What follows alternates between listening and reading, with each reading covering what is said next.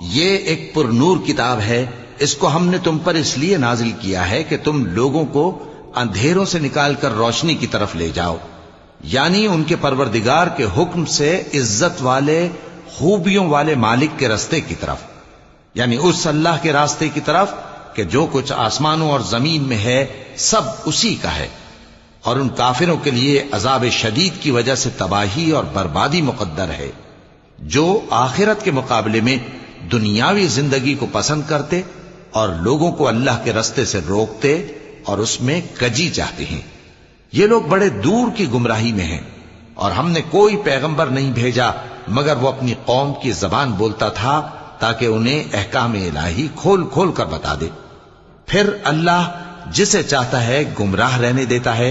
और जिसे चाहता है हिदायत देता है, और वो गालिब है, हिकमत वाला है।